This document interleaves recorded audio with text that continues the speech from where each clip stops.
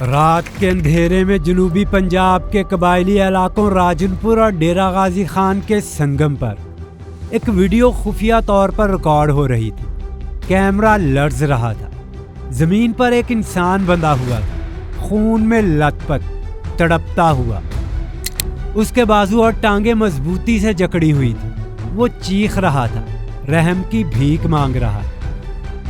اچانک ایک آدمی آگے بڑھا۔ اس کے ہاتھ میں تیز دھار آلہ تھا۔ اگلے ہی لمحے بازو کاٹ دیا گیا، پھر ناک۔ چند سیکنڈ بعد چیخیں خاموش ہو گئی۔ مرنے والے کا نام تھا رمضان۔ یہ کوئی فلمی سین نہیں تھا، یہ وہ ویڈیو تھی جو ڈیرہ غازی خان کے بدنام زمانہ لادی گینگ نے خود سوشل میڈیا پر اپلوڈ کی۔ رمضان کو صرف اس لیے مارا گیا کیونکہ گینگ کو شک تھا کہ وہ پولیس کا مخبر ہے۔ رمضان کا تعلق ڈوہری قبیلے سے تھا۔ پولیس کے مطابق اسی رات لادی گینگ ڈوہری قبیلے کے 3 افراد کو پکڑنے آیا۔ نام تھے رمضان، خیرو اور خادم۔ جھڑپ ہوئی، خیرو موقع پر مارا گیا۔ رمضان اور خادم اغوا کر لیے گئے۔ بعد میں رمضان کے قتل کی یہ ویڈیو سامنے آئی اور خادم وہ آج تک لاپتہ ہے۔ السلام علیکم بھائی جان۔ ہارون گجرے بندے مارے، 3 بندے ہیں۔ 2 بندے گرفتار کیے، ایک چوی تھا، ایک موقع سے مر گئے۔ خیرو دیا رمضان کرنا کے خادم یہ دونوں دا پتر ہے۔ 3 بندے بندوق کے نال پکڑے سے ایک موقع سے مر گئے۔ خیرو باقی 2 کہنا ہے انہاں ہن کارروائی کر رہے ہیں۔ ٹھیک ہے بھائی جان، ٹھیک ہے۔ لادی گینگ پچھلے 15 سال سے قتل، اغوا، بھتہ خوری اور ٹارگٹ کلنگ میں ملوث ہے۔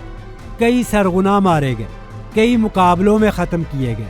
مگر سوال یہ ہے، جب سب کچھ ختم ہو چکا تو پھر آج بھی 25 سے 30 مسلح کارندے پورے علاقے، پولیس اور ریاست کے لیے درد سر کیوں ہیں؟ دوستو، یہ کہانی صرف ایک قتل کی نہیں، یہ اس خلا کی کہانی ہے جہاں قانون ختم ہوتا ہے اور لادی گینگ شروع ہوتا ہے۔ اور اب اصل سوال، لادی گینگ کب اور کیسے وجود میں آیا، اور قبائلی زمین پر ریاست کی آنکھوں کے سامنے یہ برسوں تک ناقابل گرفت کیسے رہا؟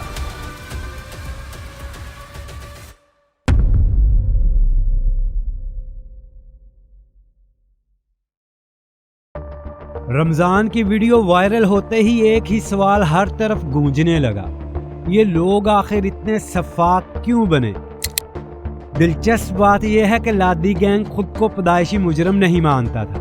ان کا دعویٰ تھا، ہم پر جھوٹے مقدمات بنائے گئے، ہمیں شہر چھوڑنے پر مجبور کیا گیا، اور جب ہر دروازہ بند ہوا تو بندوق ہی واحد راستہ بچی۔ یہ ہے لادی گینگ کا اپنا موقف۔ مگر کہانی یہاں سے شروع نہیں ہوتی۔ سن 2007-8 یہ وہ وقت تھا جب ایک قبائلی ذاتی لڑائی حد سے آگے نکل گئی۔ شروع میں یہ چند لوگ تھے، چھوٹی موٹی وارداتیں، دھمکیاں اور وقتی لوٹ مار، لیکن آہستہ آہستہ یہ سب قتل، اغوا اور بھتہ خوری میں بدل گیا۔ اس وقت گینگ کا سرغنہ تھا محمد بخش لادی۔ پھر آیا وہ موڑ جس نے سب کچھ بدل دیا۔ جندانی قبیلے کی مخبری کے بعد ایک پولیس آپریشن میں محمد بخش لادی مارا گیا، مگر گینگ ختم نہیں ہوا، قیادت فوراً منتقل ہو گئی۔ محمد بخش کا بیٹا خدا بخش لادی نیا سرغنہ بن گیا، اور یہی وہ لمحہ تھا جب لادی گینگ صرف ایک گروہ نہیں رہا، یہ ایک منظم مافیا بن چکا تھا۔ بھتہ خوری، طاقت کا کھلا مظاہرہ، اور یہاں تک کہ D G Khan cement factory تب تک نہیں چلنے دی گئی جب تک ان کی مرضی کے مزدور نہ رکھے گئے۔ اب سوال یہ نہیں کہ لادی گینگ کیا کہتا ہے، اصل سوال یہ ہے، یہ سب اسی علاقے میں کیوں ممکن ہوا؟ وہ کون سی زمین تھی جہاں 2007-8 کا ایک جھگڑا 15 سالہ دہشت میں بدل گیا؟ اور یہی ہمیں لے جاتا ہے اس جغرافیے کی طرف جہاں قانون آہستہ آہستہ پیچھے ہٹ جاتا ہے۔ اب ذرا ایک قدم پیچھے چلتے ہیں اور اس زمین کو سمجھتے ہیں جہاں لادی گینگ جیسا گروہ صرف بنا نہیں بلکہ بار بار بچتا رہا۔ راجنپور اور ڈیرہ غازی خان کے درمیان پھیلا ہوا یہ قبائلی اور پہاڑی خطہ کوہ سلیمان کے دامن میں واقع ہے۔ اونچے پہاڑ، تنگ درے اور ایسے راستے جو مقامی لوگ تو جانتے ہیں مگر باہر سے آنے والا نہیں۔ اس خطے کے اندر بھی ایک تقسیم ہے۔ سینئر صحافی اختر علی گجر کے مطابق ضلع کا تقریباً 52% حصہ قبائلی طرز کا علاقہ ہے، جہاں قانون کی عملداری ہمیشہ کمزور رہی، اور باقی 42% حصہ میدانی علاقہ، جہاں آبادی ہے، کاروبار ہے، اور جہاں گینگ کی زیادہ تر وارداتیں ہوتی رہی۔ یہ فرق صرف نقشے پر نہیں تھا، یہی فرق گینگ کی حکمت عملی بن گیا۔ اسی وجہ سے یہاں عام ذیلی پولیس کا نظام ویسا نہیں چلتا جیسے شہروں میں چلتا ہے۔ یہ علاقہ بارڈر ملٹری پولیس کے زیر انتظام ہے، ایک ایسا نظام جو برطانوی دور سے چلا آ رہا ہے اور آج بھی قبائلی روایات کے سائے میں کام کرتا ہے۔ لیکن اصل مسئلہ یہاں سے شروع ہوتا ہے۔ ہزاروں مربع کلومیٹر پر پھیلے ان پہاڑوں میں 2 لاکھ سے زائد آبادی کے لیے کل نفری صرف 329 اہلکار، صرف 25 تھانے، اور ان میں بھی بڑی تعداد ایسے اہلکاروں کی جن کی عمر 40 سے 50 سال کے درمیان۔ اب آپ خود سوچئے، جب ایک گینگ میدانی علاقے میں واردات کر کے چند منٹ میں پہاڑوں پر چڑھ جائے تو تعاقب کہاں تک ممکن ہے؟ اور مسئلہ یہیں ختم نہیں ہوتا، کیونکہ جہاں ایک گینگ بار بار پناہ لیتا تھا اسے تمن کھوسا کہا جاتا ہے۔ اختر گجر کے مطابق یہاں کی سماجی ساخت، قبائلی وابستگیاں اور اثر رسوخ اس علاقے کو مزید پیچیدہ بنا دیتے ہیں۔ یہاں تاثر پایا جاتا ہے کہ اس گینگ کو بعض بزداروں، کھوسوں، لگاریوں اور گورچانی سرداروں کی پشت پناہی حاصل ہے۔ یہی وجہ ہے کہ ان کے خلاف مؤثر کارروائی ہو بھی جائے تو یہ دوبارہ رہا ہو کر متحرک ہو جاتے ہیں۔ اب یہاں ایک اور موڑ آیا۔ پہاڑوں میں پولیسنگ پہلے ہی مشکل تھی، اور جب نفری کم ہو، راستے اجنبی ہوں اور مخبری کی سزا موت ہو تو ریاست نے ایک وقت پر قبائل کو بھی فرنٹ لائن پر لانے کی کوشش کی۔ جندانی قبیلہ جو گینگ کے خلاف ریاست کے قریب آیا، لیکن اس کی قیمت بھاری پڑی، کئی افراد مارے گئے اور آخرکار پورا قبیلہ وہ علاقہ چھوڑنے پر مجبور ہو گیا۔ اور یہی وجہ ہے کہ 2007-08 میں شروع ہونے والا ایک جھگڑا 10 سال سے زیادہ عرصے تک ریاست کے لیے ایک کھلا چیلنج بنا رہا۔ لیکن اب سوال بدل چکا تھا، ریاست کب تک پیچھے ہٹتی رہے گی؟